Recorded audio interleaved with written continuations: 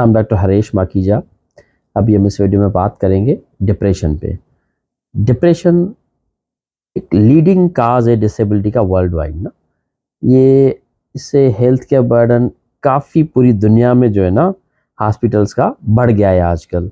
तकरीबन 300 मिलियन लोग सफ़र करते हैं डिप्रेशन पे अकॉर्डिंग टू WHO। जो पाकिस्तान में इसकी प्रेवलेंस है एक स्टडी के मुताबिक तकरीबन 34% प्रेवलेंस है, जो कि काफ़ी आप सोच सकते हैं कि एक अलार्मिंग सिचुएशन है। अगर आपका तीसरा ऐसा जो है ना आपके मुल्क का डिप्रेशन से सफ़र कर रहा हो, तो लोग कितने प्रोडक्टिव हो सकते हैं आपके हिसाब से, जो है ना कितनी हमारे जो है ना रिसोर्सेस वेस्ट हो रहे हैं।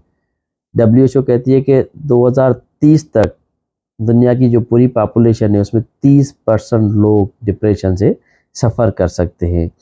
काफ़ी सारी औरतें इससे ज़्यादा अफेक्टेड है एज़ कम्पेयर टू मेल। अब हम इसको कैसे डायग्नोज करें कि कोई बंदा डिप्रेशन से सफ़र कर रहा है? तो हमारे पास कौन से स्केल्स हैं, कौन से क्राइटेरिया डायग्नोज करने के लिए?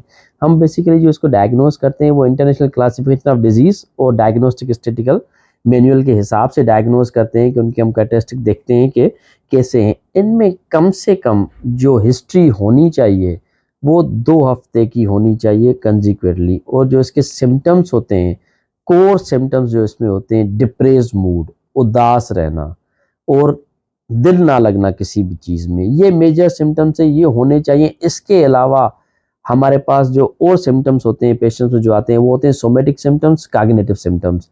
अब हम कहते हैं कि 5 सिम्टम होने चाहिए नो सिम्टम्स में, तभी हम इसको डायग्नोज करते हैं एज अ डिप्रेशन। वो एटलीस्ट 2 वीक्स के लिए होने चाहिए। जो दूसरे इसके सिम्टम्स हैं वो बेसिकली चेंज इन एपिटाइट है, चेंज इन एनर्जी पैटर्न है, चेंज इन स्लीप पैटर्न है, एनर्जी बेसिकली रिड्यूस हो जाती है, साइकोमोटर रिटार्डेशन, अजीब सी स्लोनेस आ जाती है बॉडी में, पुअर कंसंट्रेशन, इनएप्रोप्रिएट गिल्ट आता है, हमें ऐसा लगता है कि हमें अपने गुनाहों की सज़ा मिलती है, हमें सोचें आती हैं कि हमें मरना चाहिए, हमारी जो है ना जैसे हम सुसाइडल थाट्स आते हैं, हमारी सेक्सुअल एक्टिविटी रिड्यूस हो जाती है। ये बेसिकली इसके सारे डिप्रेशन के सिम्टम्स है। स्पेशली सब कॉन्टिनेंट्स में, हमारे कंट्री में या इंडिया में या कोई जो है ना बांग्लादेश में, लोग बताते नहीं है कि उनको डिप्रेशन है। वो बॉडी रिलेटेड सिम्टम्स देते हैं खाली, हमें जिस्म में दर्द है, मतलब वो कहते हैं कि हमें यहाँ पे दर्द है, वहाँ पे दर्द। जब उनको डिटेल में जाके हम असेस करते हैं तो मिलता यही है कि उनको डिप्रेशन है, वो डिप्रेशन से ही सफ़र करते हैं। तो अगर हम डिप्रेशन को टाइमली इंटरवीन नहीं करते, टाइमली ट्रीट नहीं करते, तो ये पेशेंट सुसाइड की तरफ कन्वर्ट होते जाते हैं। तकरीबन हर साल 8 लोग सुसाइड से जो है ना मर जाते हैं। तो हर बंदा, एक बंदा जो है ना 40 सेकंड में सुसाइड कर रहा है। तो ये जो है ना काफ़ी इंक्रीज जो है ना उसका रेशियो है। अगर हम डिप्रेशन को कंट्रोल करते हैं तो सुसाइड रेट ऑटोमेटिक कम हो जाएगा। पर देखा जा रहा है कि दिन ब दिन डिप्रेशन और सुसाइड रेट बढ़ता जा रहा है। इट मीन्स हम फेल हो रहे हैं उनको ठीक करने में। अब इसमें कसूर सिर्फ उनका नहीं है जो सुसाइड कर रहे हैं या डिप्रेशन में जा रहे हैं, कहीं ना कहीं हम भी इसके लिए रिस्पॉन्सिबल हैं। कहीं ना कहीं हम भी उनके लिए मुश्किलात पैदा कर रहे हैं, क्योंकि शायद इतने रिसोर्सेज नहीं हैं, उनको जॉब नहीं मिलती जो उनकी वजूहत है बेसिकली, या वो इतना अर्न नहीं कर पाते, वो अपनी फैमिली का ख्याल नहीं रख पाते, या वो ड्रग एडिक्शन में चले जाते हैं, या फेल्यूर इन लव हो जाते हैं, फेल्यूर इन कैरियर है, तो या फैमिली हिस्ट्री उनकी जो है ना डिप्रेशन की पॉजिटिव है, उनका जेनेटिक मेकअप ऐसा है कि वो जो है ना वो कवर अप कर नहीं पाते, वो डिप्रेशन में चले जाते हैं। तो काफ़ी सारी वजूहत हैं, उनमें काफ़ी सारी जगहों पे जो रिस्पॉन्सिबिलिटी है वो बेसिकली सोसाइटी की है।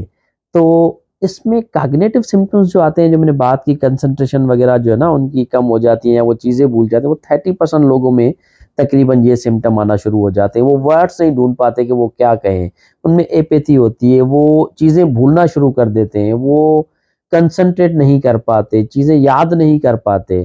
तो जैसे जैसे एज बढ़ जाती है, note of cognitive level deteriorate होती है, पर इसमें जल्दी से होना शुरू हो जाती है। अब इसमें कौन से हार्मोन है, कौन से न्यूरोट्रांसमीटर हैं जो इन्वॉल्व होते हैं? मेजर जो इसमें न्यूरोट्रांसमीटर है दैट इज सेरोटोनिन, वो उसकी लेवल कम हो जाती है।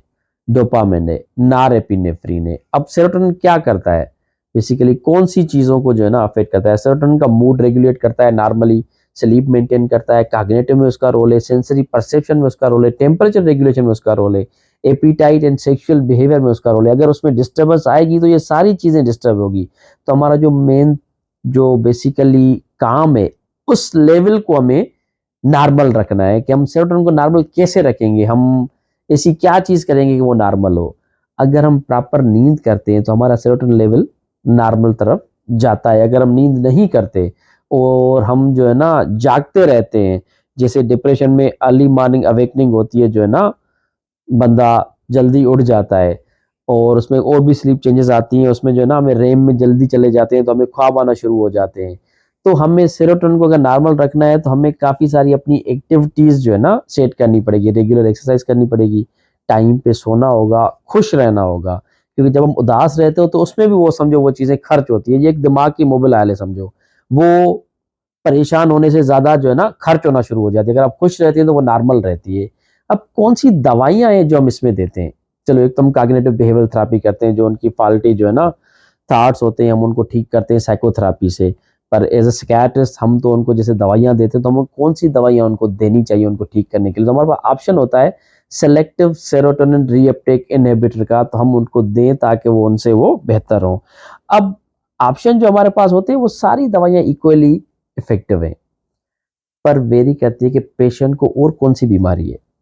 कहीं पेशेंट को डायबिटीज़ तो नहीं है, उसके साथ कोई लिवर का मसला तो नहीं है, प्रेगनेंसी तो नहीं है, ओल्ड एज तो नहीं है, बच्चा तो नहीं है, तो उस पे हम डिसाइड करते हैं कि कौन-सी दवाई इनको देनी चाहिए। हमारे पास ऑप्शन होते हैं फ्लोक्सिटिन, फ्लूओक्सामाइन, सेटेलिन, पैरोक्सिटिन, एसिटालोप्राम, सिटालोप्राम, ये जो है ना कन्वेंशनल ड्रग है हमारी एसएसआर है, इनके साइड इफेक्ट्स कम है एज़ कम्पेयर टू दूसरी दवाइयों के। तो हम प्रेफरेबली इन्हीं से स्टार्ट करते हैं, मोनोथेरेपी से मिनिमम डोज़ से स्टार्ट करके मैक्सिमम डोज़ पे जाते हैं। अगर ये दवाइयाँ काम नहीं करती तब हम दवाई स्विच करना शुरू कर देते हैं। हमारे पास ऑप्शन है एसेनाराय का, उसमें वेनलाफेक्सिन है, मेटाज़ेपिन है, एगोमेलाटिन है, डुलोक्सिटिन है, जो है ना वो भी हम दे सकते हैं। अगर दोनों दवाइयाँ काम नहीं करेंगी, हम कंबाइन करते हैं 2-2 दवाइयाँ।